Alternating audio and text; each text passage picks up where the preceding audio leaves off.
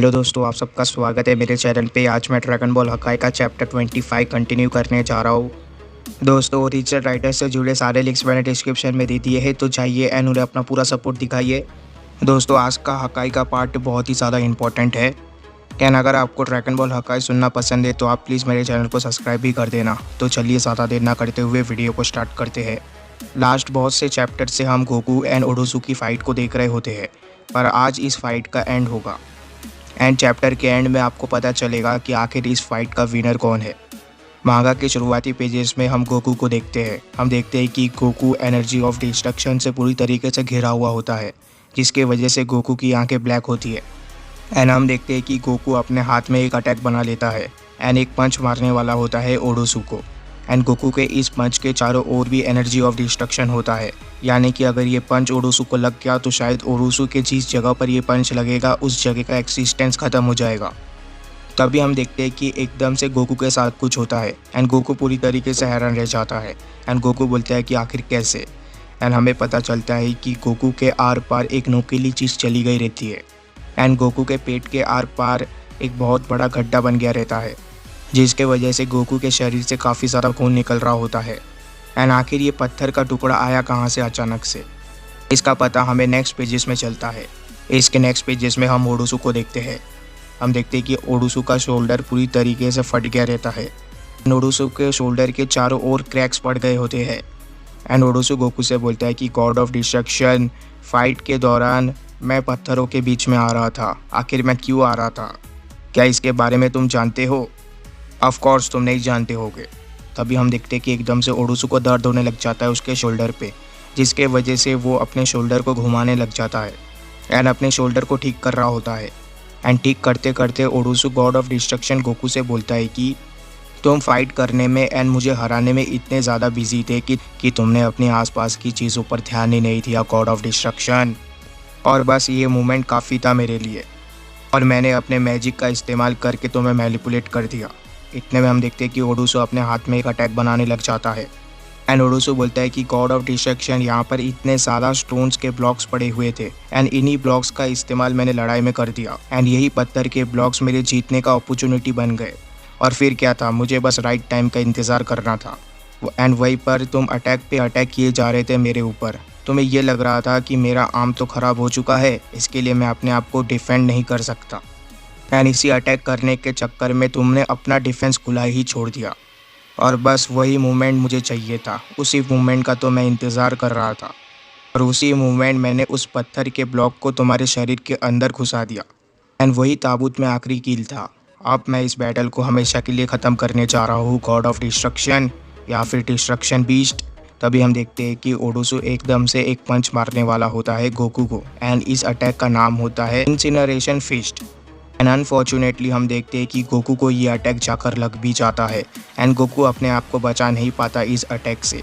And जैसे ही Goku को ये अटैक लगता है, हम देखते हैं कि वो पत्थर जो गोकू के शरीर के अंदर घुसा था वो भी एकदम से डिस्ट्रॉय हो जाता है।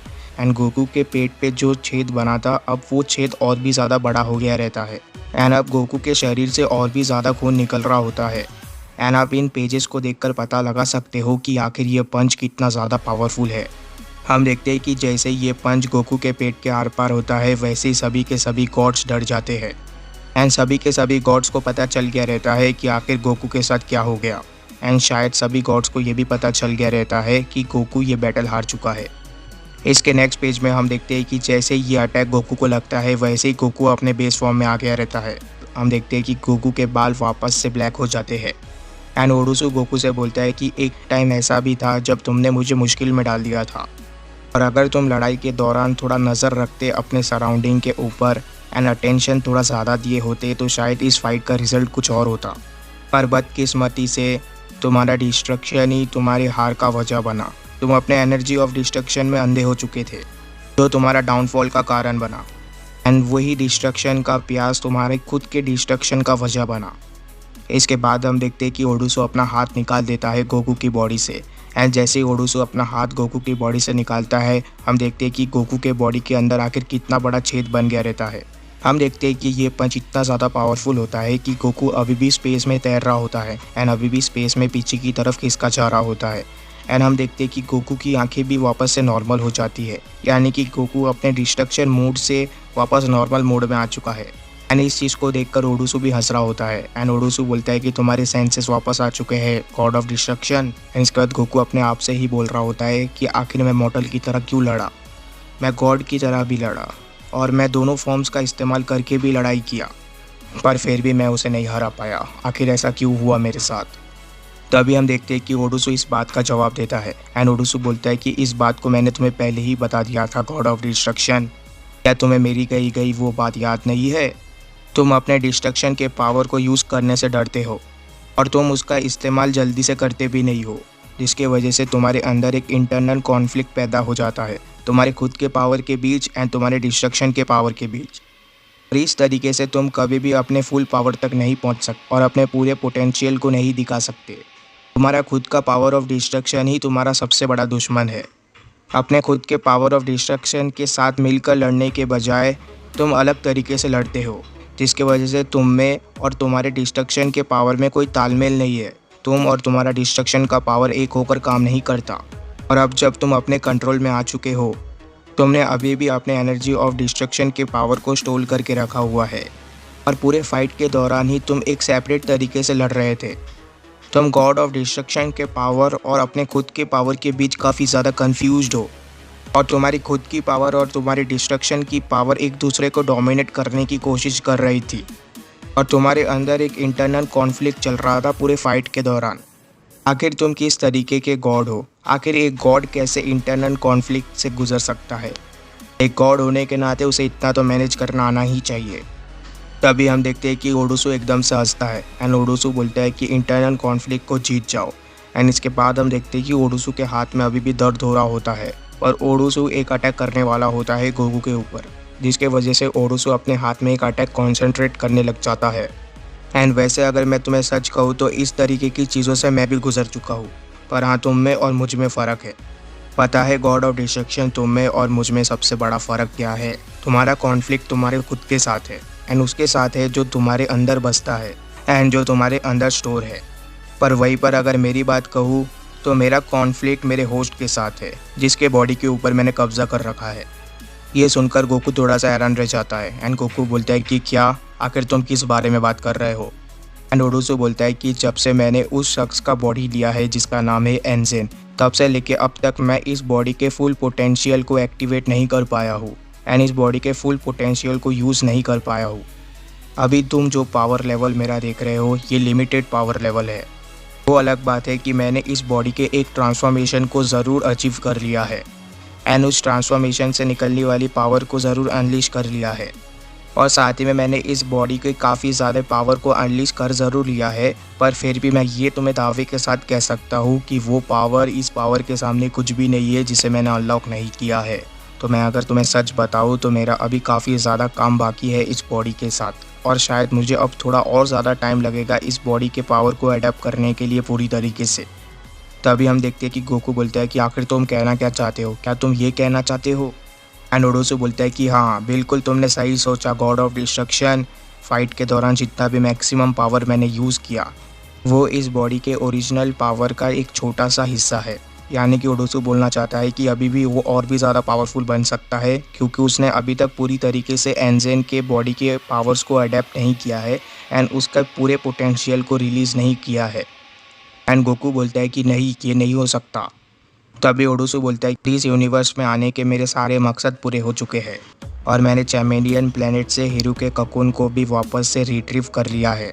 एंड फाइट के दौरान मुझे अंदाज़ा हो गया कि आखिर इस राइम के गॉड का मैक्सिमम पावर लेवल कितना है एंड उनके अंदर कितना पोटेंशियल है, जिसके वजह से मैं पूरी तरीके से सेटिस्फाइड हो चुका हूँ अभी।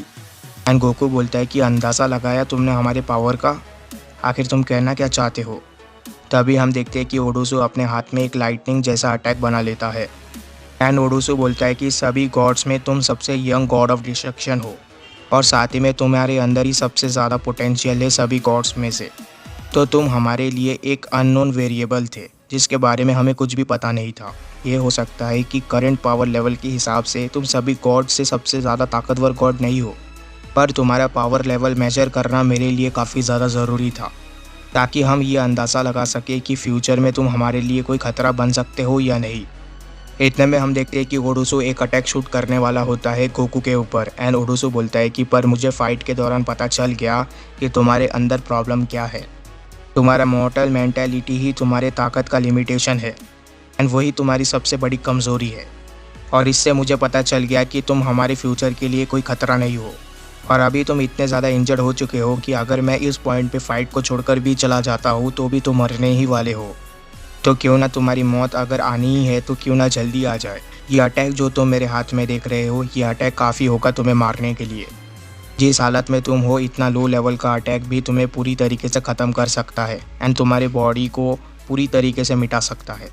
इसके बाद हम देखते हैं कि ओडुसु ये अटैक गोकू की तरफ फेंक देता है एंड गोकू बोलता है कि नहीं, मैं अब काफ़ी ज़्यादा इंजर्ड हो चुका हूँ एंड मेरे अंदर बिल्कुल भी एनर्जी नहीं है।